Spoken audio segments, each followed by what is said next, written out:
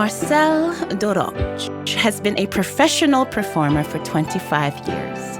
Originally from Sant Celoni, a small town near Barcelona, he has performed in festivals across Europe and South America with the large-scale puppetry company Saruga.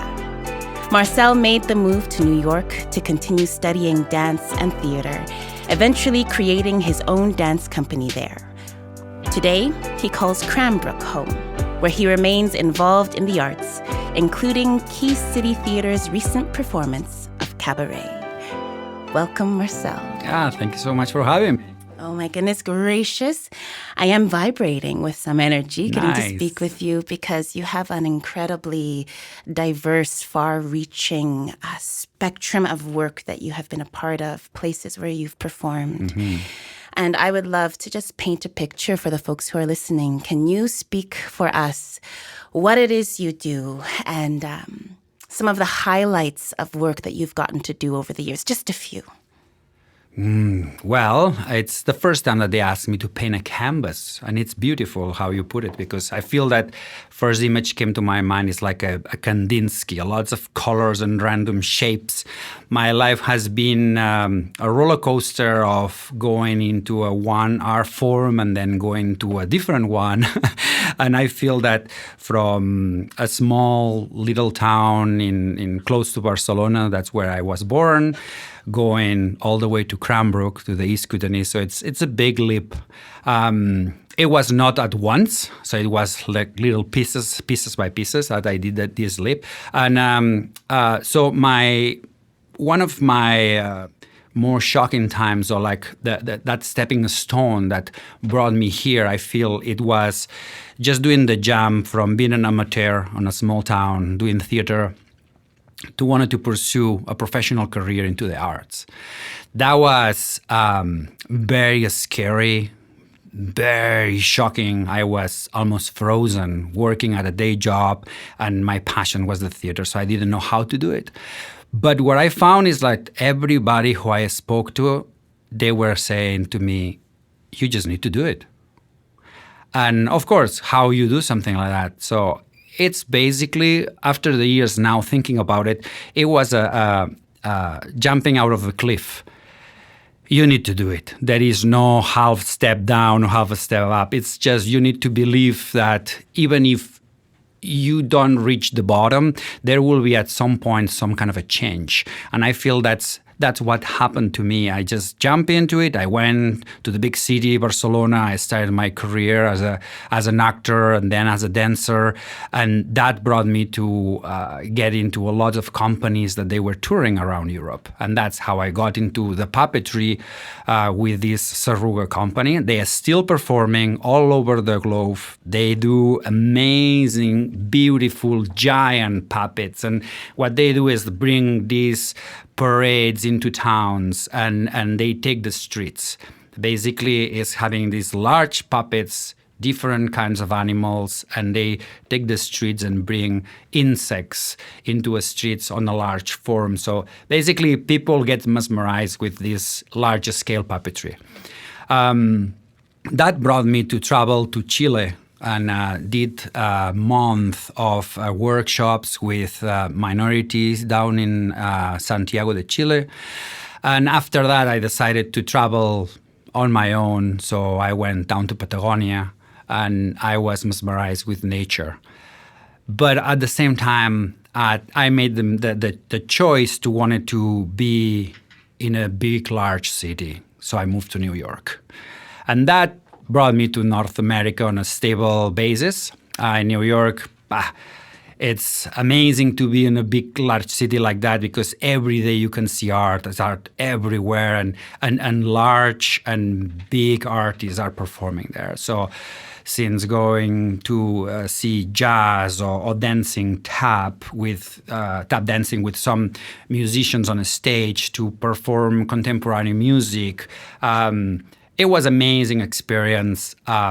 But being in New York, the last thing that you will think is that you will get hired by a company to dance with horses. And that's what happened to me. So I met this choreographer. So she was doing work with horses at that time in New York. And eventually we started touring around basically all North America, all the US, different states doing site-specific performance. So we will go to a farm or a town that they will have an arena or a landscape.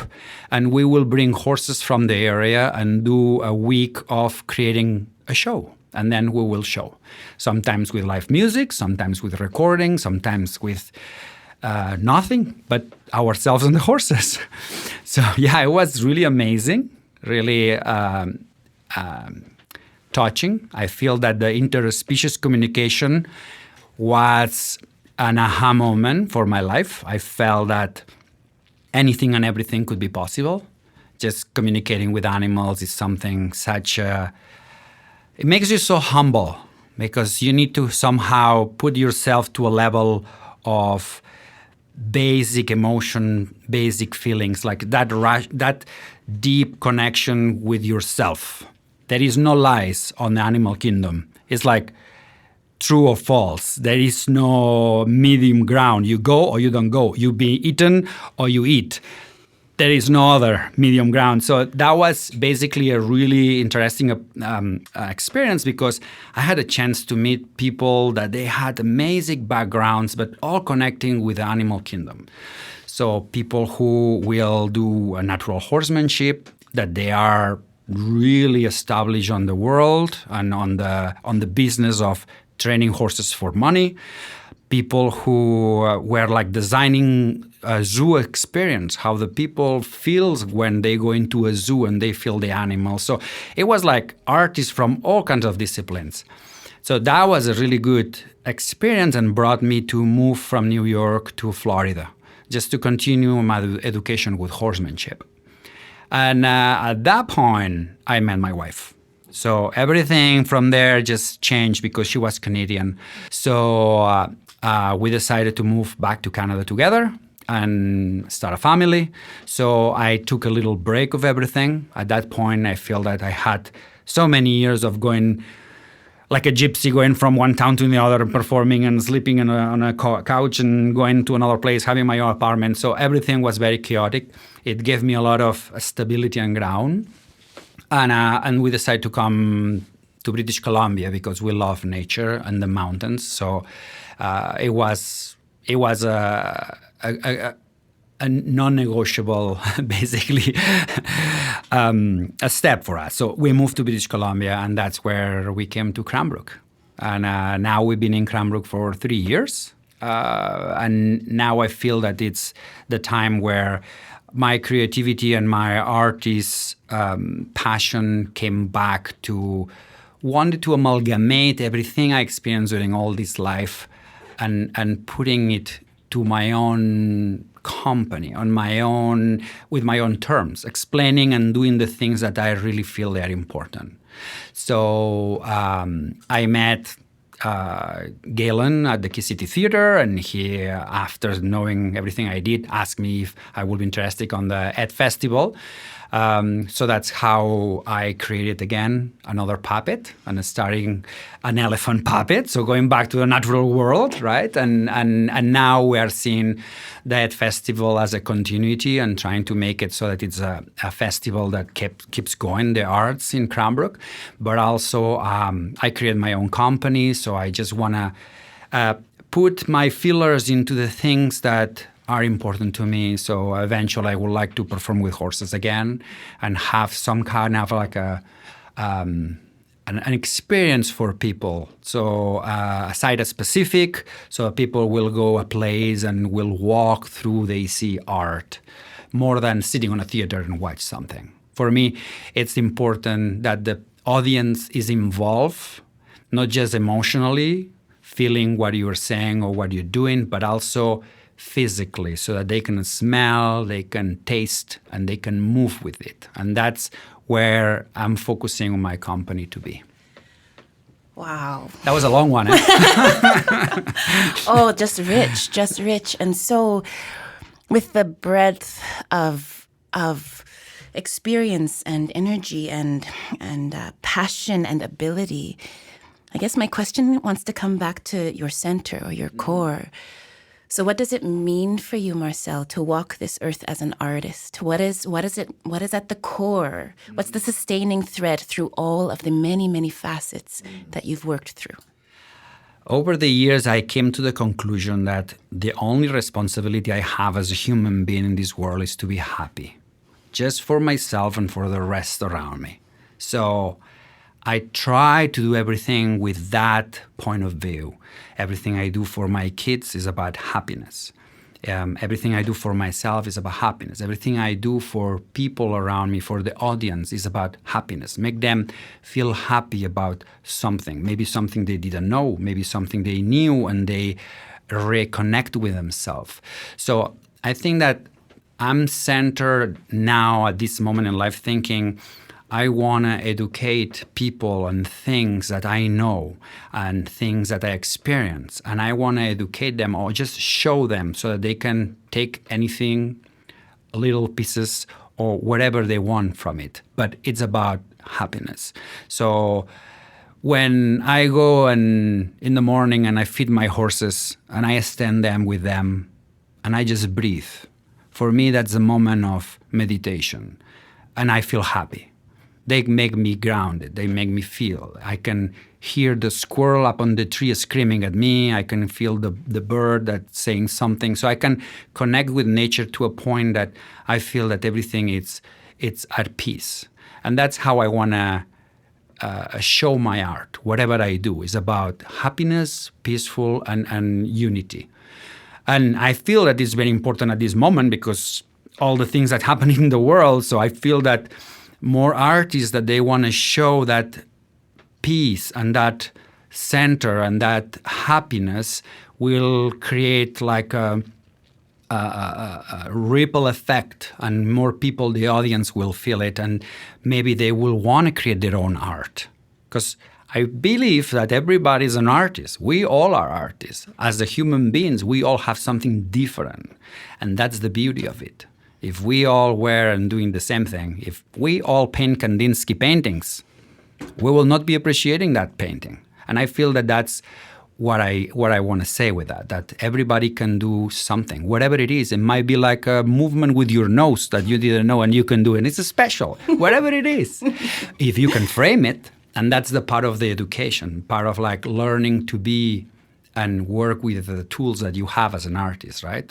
And I feel that I did it for so long. I feel that I can look at things and I have that criticism, that point of view. I've seen things similar, so I can just give it a context. I can take it apart. I can think and make people realize even maybe things that they didn't even know about it. And that's how I am as an artist. I'm deep.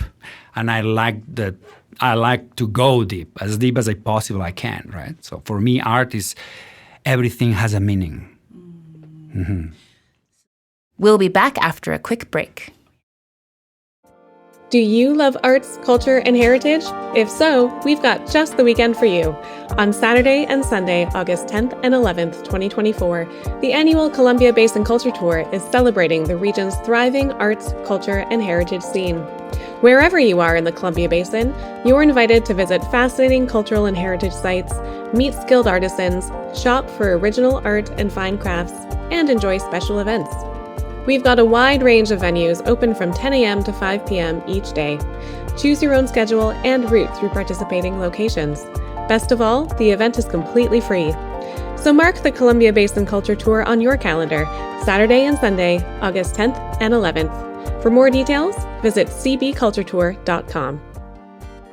Welcome back to Vibrant Basin. Can you speak to the world of puppetry? Mm-hmm. Giant puppetry, mm-hmm. and then Charlie Ed. Mm-hmm. So how can you weave together that depth, that focus, happiness, mm-hmm. joy, and then taking on this call to bring to life this elephant? Mm-hmm. That was an amazing. I mean, when we moved to Cranbrook, we didn't know about it, and when I learned the story, oh my! I feel that again, everything in life has a meaning. if you know how to find it and how to put the dots together. I'm that way. I'm wired that way. I want to find meaning on things, and Ed has the whole meaning of my life. It's just a small elephant like Ed, that if you see some pictures is like a shoulder height, right? And when one tusk is broken, so it's kind of like a strap little thing that it's brought by a circus and it's pushed to perform, and then has the chance to be free, has the chance to get lost in nature. It took like several months before he found him. And it's like unbelievable that a little elephant like that will just escape from Cranbrook and survive in the East Kootenay for months alone before he was found, right? To me, it brings like that spirit of art, that get your art free, get your like imagination to run free. And it's like the story is almost like somebody wrote it. And I feel it was so inspiring when I heard the story. So when I wanted and took the challenge to create a puppet as an elephant puppet, one of the things I wanted to make sure I touch was the spirit of it. The spirit of the festival wants to be a festival of art. So any kind of art, like performers' art, paintings, sculpture, word, music, any kind of art. And so I didn't want to recreate Ed as he was, because I feel that even if I try, I will never be as beautiful as he was. So I took and I thought what Ed was. And I look at pictures of elephants. And basically I found this magnificent African bush elephant. That's the biggest one you can imagine, with the big tusks. So powerful, moving. And I thought that's his energy, that's his freedom, that's his soul and spirit. So I wanted to bring it back to Cranbrook and say, like, let you free all your art. Be brave to embrace it and show it. It doesn't matter what people think about it. It's about what you as an artist thinks about what you do. And for me at this point, I'm going to want it to show and bring happiness to people. So I knew that if I brought this big elephant, everybody will be like, whoa, we have art in Cranbrook that can be equal to New York or Barcelona or any other place in the world. And to me, that's very important because it's empowering people to create. Mm-hmm. So I would love to be in Cranbrook for EdFest one day. And was this the one that you were involved in this past year? Is this the first time EdFest has happened, or is it something that's being brought back? Can you just tell us more about the festival in general? Yeah. So the festival, it was the first Ed Festival. This is an idea of creating arts in the community, bringing arts in the street, and that's very important for us as well. It's just like publicly available for everybody. And we were trying to touch, like I said, all kinds of arts. So we did a couple of installations in the park. We had several musicians coming on the stage and playing. We got Ed Elephant and the circus parade going through it just to start the festival. We had all kinds of organizations in Cranbrook just showing the little pieces of art that they have and they can do. So it was it was a big puzzle of little pieces of art, and everybody was showing what it can be done. So with this first year, I think the intent was to show what is possible to do. Now we're planning for the second year, for next September, and this next year, I feel that the idea is, as organizations, be together showing something more organic and cohesive, so that now we are not little pieces of puzzle. Now we are a full puzzle made, and that's who we are. I think that as organizations, all now we are seeing the power that we individually have, bringing it to the table and having this power as a group. So now it's not just I can do this and you can do that. Now it's like we together can do something. So I feel that it was a very important step for the second year to have this energy, and looking for the next third, fourth, and fifth year down the road, right? Because what we want to create is something where people can feel free to bring their art and show it. And it sounds beautiful to work towards that kind of community cohesion through something artistic, through something expressive, outward like that. Yes. And something that touches me about that concept and about what I have gleaned from the work that you've done is just the notion of public art. And you've spoken about it several times already in this conversation.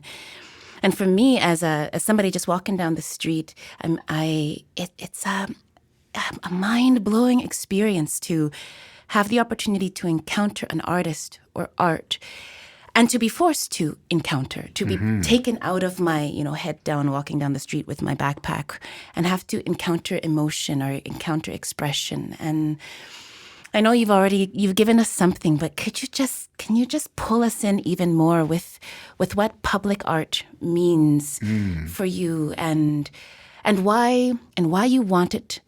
Why you want the average person in Cranbrook to have the opportunity to encounter the puppet ed, or encounter a dancer, or encounter a work of art? Totally. Yeah. Great question. I love public art as an expression. I feel that when you walk on the street and you see a graffiti, for instance, for me has changed over the years the meaning and how I look at things. That seed that somebody had to go out there and paint a wall with something they wanted to say, maybe a word, maybe their signature, maybe a drawing. I feel that expression is so important nowadays, and we don't give it enough power to it and enough funding to it as well. I feel that it's very important to feel that art is love, is a form of love, and more love you give to people, more love you will receive. So in a way, it's just going down the street and showing a piece of art to somebody that they are not expecting. You get all these reactions that also were not expected. And I feel as an artist, at that moment, you are maybe a little selfish, if you wish, because what you are doing is you are getting something that they were not expecting to feel and give to you as an emotion, as a feeling. It might be good, might be bad, might be one reaction or another. But I feel that public art needs to be there on the street, on the people's faces, because we are very square right now. We are getting from the 2000s, I left my hometown, to now, 23 years. It's been like, how much we are changing into that cell phone squareness, TV squareness. Everything is about a square box. And I want to rip it off and make people feel things. At this moment, I feel that's what we need. We need like art to be on the street. We need painters to be painting on the street. We need to have spoken word on the street so that people can hear music on the street, dancing on the street. That will initiate people to want to do it as well. Like puppets on the street, besides I'm coming from a culture where there is a lot of puppetry on the streets in Barcelona, basically, or in Europe in general. I feel that form of art, or any form of art who expresses and wants to communicate a message, it's very important that it's not out from a square. And a square might be even a ticket that you pay for it, right?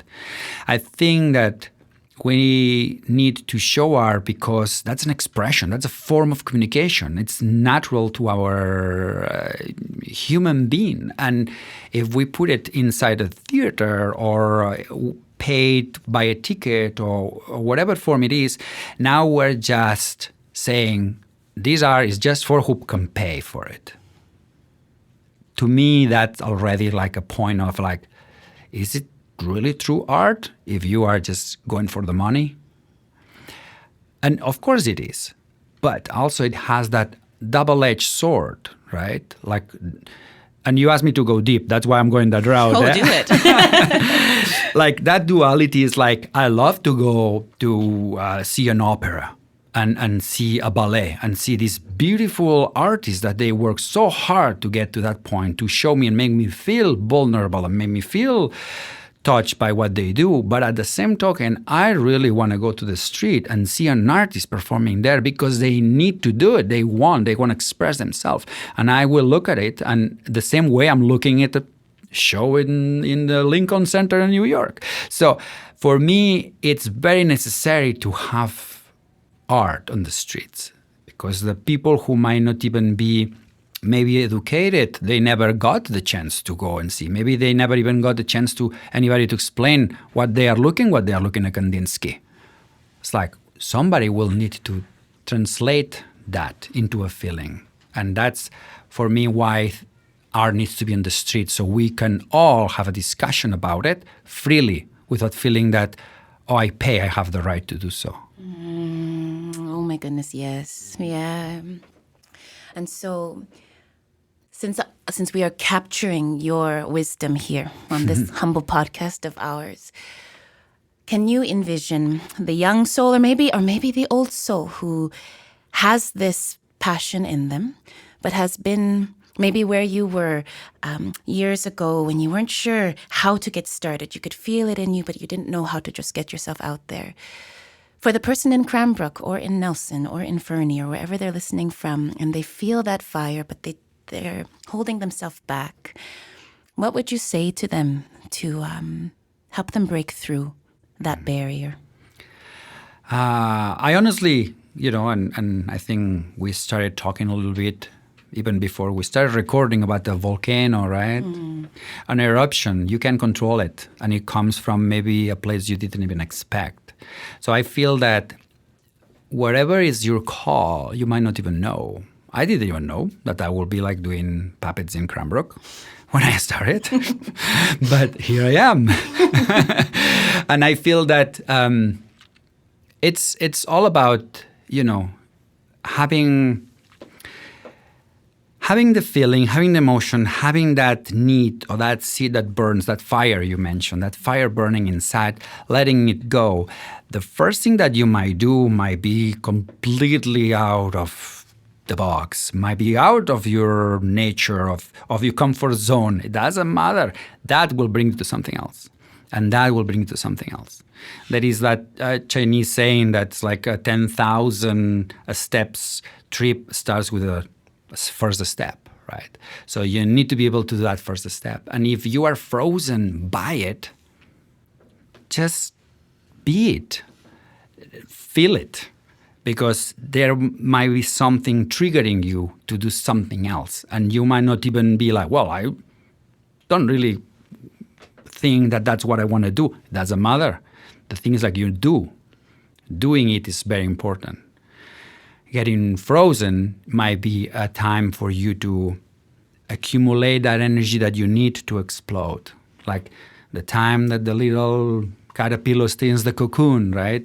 Some cocoons, they last a week, some others last a month, a year, whatever it takes. But I feel that's important to do. And I think that at this time and era as well, there is a lot of good resources out there. So go and see other artists. And don't get confined to what you think is what you want to do. Because it's like an appetite or having a taste in your mouth. More flavors you feel, more inclined you will be to try different ones, right? So it's just let yourself impress yourself.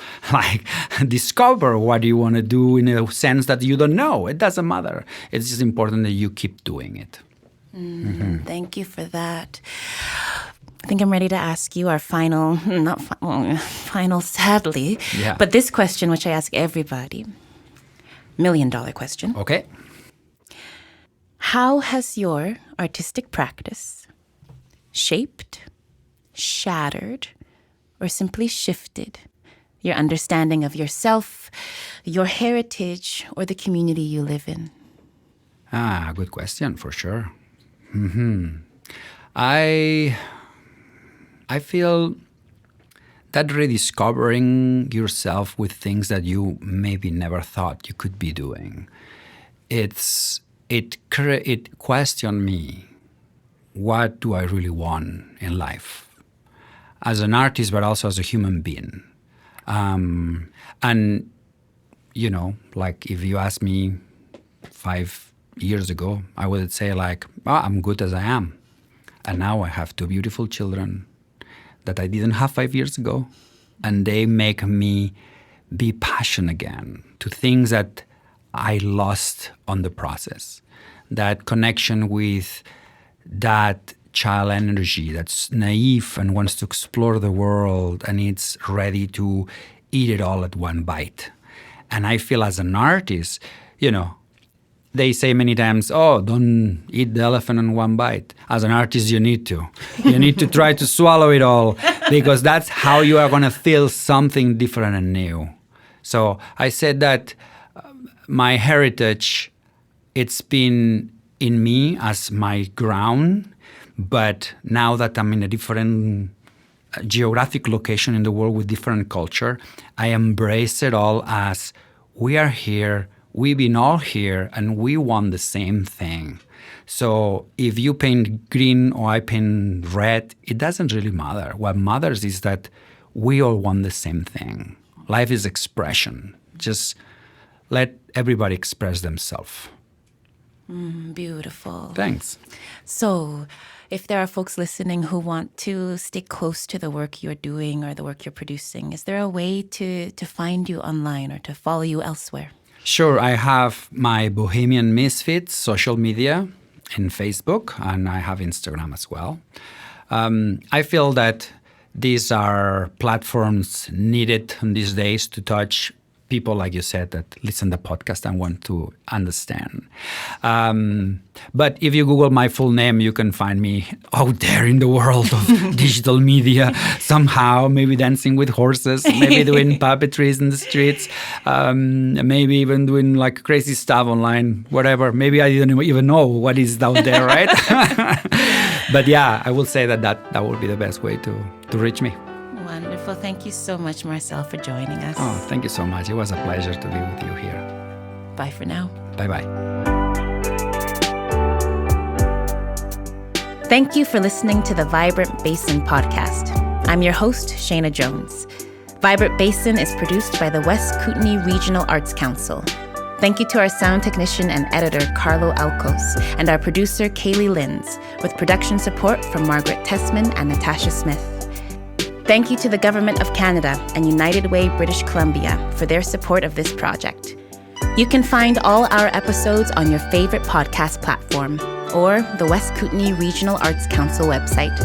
Stay tuned and stay vibrant.